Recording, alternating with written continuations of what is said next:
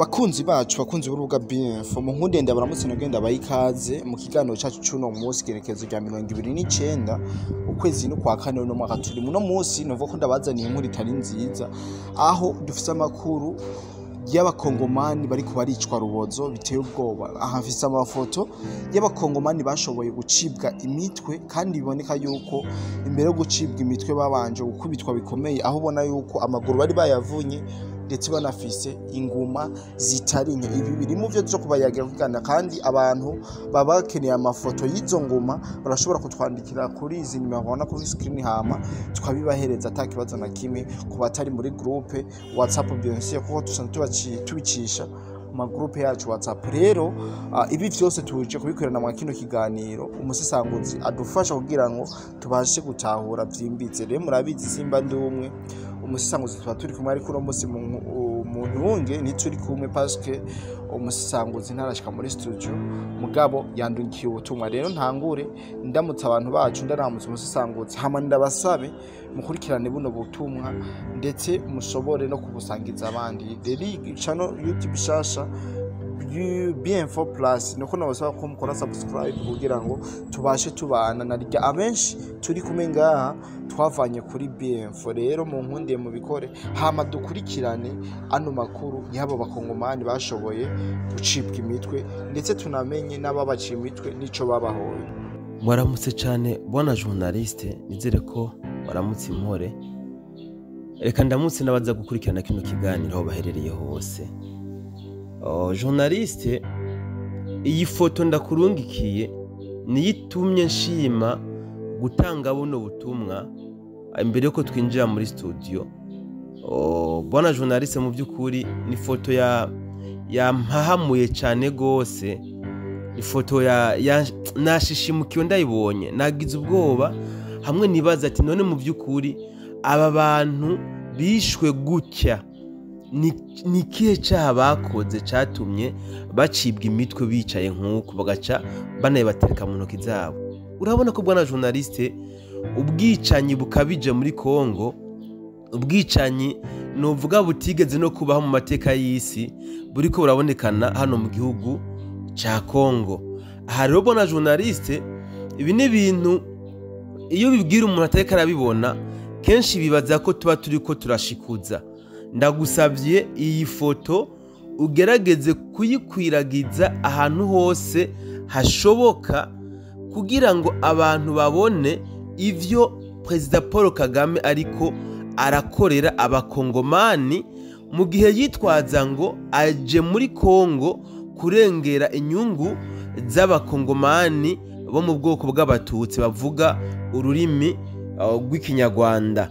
Ibi bona journaliste, ibi bisa novuga nko kugira gute, nko guteranya abantu, kuko nimba aba bantu President Paul Kagame ariko aratuma bicwa rubozo nk'uku, urupfu ruteye agahinda, urupfu rw'agashinyaguro nk'uku, atarabo mu bwoko bw'abatutsi, abo bene ubwoko bariko barahonywa nk'uku, wibaza yuko mu mitwe yabo hacaja yiki. Ibi novuga ko ni nk'ihonyabwoko ariko arashaka gutanguza mu gihugu cya Congo, kuko ibi bica bituma abandi bagira revolte, birevolta, kuko birarenze urugero. Ibi nta muntu ashobora kubisabirako.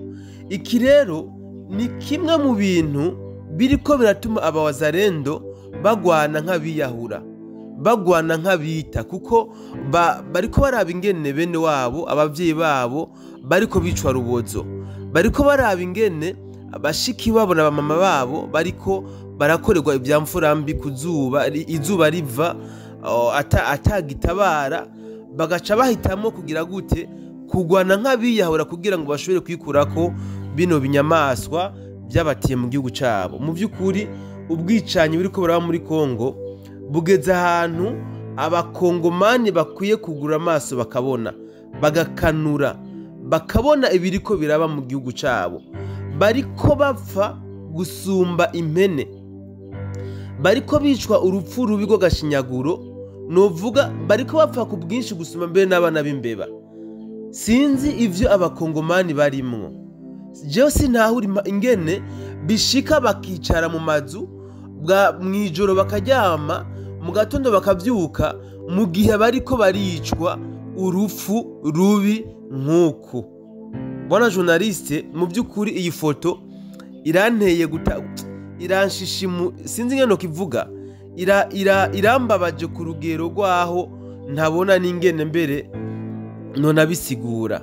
Ibi rero ngomba nce ndabihuza najya amavideo amaze iminsi ariko arazunguruka ku mbuga ngurukanabumenyi, aho abakongomani bariko barakubitwa, umugani w'uraho ngo bakubitwe ngo inkoni zasigaje Yesu, bariko bakubitwa kubi, bariko bacibwa amaboko kubi.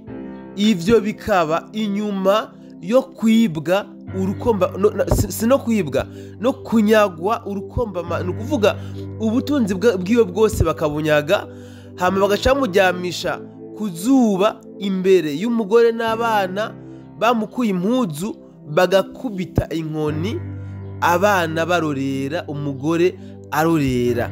None koko aba bakongomani bakeneye ko ari bande baza kubagwanira iyi ntambara? Erega nimba abarundi bari pose volonté kubwo ubwemeranye bwa perezida wabo kuja gufasha igihugu ca Congo, ntibivuze ko abarundi ari twe tugomba kubagwanira iyi ntambara. No, twe twagiye kubafasha, ntabwo twagiye kubagwanira. Bisaba ko rero nabo bakura amaboko mu mpuzu, bagafata iya mbere mu guharanira uburenganzira bwabo n'ubwigenge bwabo. Twebwe twagiye kubafasha, ntabwo twagiye kubagwanira. Akamaramaza rero ni uko twebwe twagiye kubafasha, bajya twagiye gufasha bariko bahinduka badandaza twebwe twagiye kubafasha. Ibi rero ni ibintu bisiga ubwenge, nta nubwe sinzi ibiharuro bariko barakorerako. FRDC twagiye kuyifasha kugwanya umwasi wabo, mugabo FRDC nibo bafata iya mbere mu kudendaza igihugu cabo, n'ingabo z'Uburundi ziriko zirabafasha urugamba. Sinzi ko aya mafoto turiko turabona nabo bayabona, sinzi ko aya mavideo aguma azunguruka ku mbuga ngurukanabumenyi, aho abavyeyi babo bariko barahohoterwa, bakubitwa inkoni zitagira uko zingana, bariko barangazwa, bariko baribwa ukuraho, ko nabo babibona. Sinzi amaso bakoresha mu kuraba ingene ameze.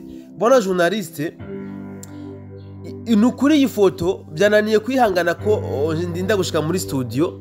Nshimiye ko ndayikurungikira kabisa, urabe runo rufu ingene ruteye ubwoba, urabe ego impfu zose ni impfu, mugabo hariho impfu ubona nawe mu by'ukuri ukabona ko vraiment uwo muntu quelque chose cyaba yakoze ko aba yahohotewe.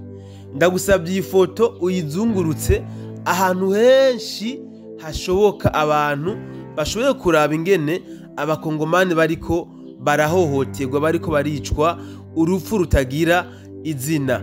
Ibi rero sinzi ko ari byo Perezida Paul Kagame yariko aravuga ko ariko kuja kurengera ubwenegihugu bw'abakongomani cyangwa se inyungu z'abakongomani bariko barahohoterwa. Sinzi ko ibi ari byo byatumye amara imyaka irenga 10 ariko arategura iyi ntambara yo muri Congo. Aha bisaba ko abakongomani bugura amaso, bakanure babone ibintu biriko birabera iwabo. Nubwo uyu munsi hashobora kuba hoboneka gahengwe biciye ku nzira zo guhendahendana data ngo nibiganiro bagiyemwo, nibamenye ko nka hamwe batomutuza ku nzira y'umuheto, iyi ngorane inyuma y'ikiringo runaka izosubira igaruke kandi muri Congo. Bisaba ko bakanura bonyene bishireho amabariyeri, bishingire uburimbi, nukuvuga bamushingire uburimbi ku buryo abona ko igihugu cya Congo kitagomba kuvugirwa nk'uko ariko arahavogera uko yishakiye.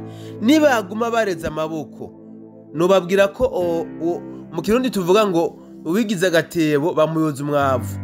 Nibashishikare rero, jewe ndavuga simvura, kandi ijwi ryanje ndazi ko aho rushika hose si hato. Abakongomani benshi ndazi ko bankurikirana, sindabanka barabize abakongomani. Je ndakunda cyane abakongomani kuko Congo ni igihugu nabayemwo, narakibayemwo nubwo ntakibayemwo ku neza, ndi mpunzi, baradufashe neza. Niyo mpamvu ndiko ndasemerera kugira ngo bakanure babone urubarindiriye, kuko ugwahitanye bene wabo nabo rushobora kubahitana nkamwe. Batuhagara amagabo ngo bashobore kurengera inyungu zabo. Ndasabye mu by'ukuri iyi foto izunguruke, mbere n'aya mafoto yose abakongomani bariko barakubitwa nk'inzoka nayo nyene azunguruke kugira ngo bave mu itiro barimwo bashobore guhaguruka bahagarare magabo barengere inyungu zabo.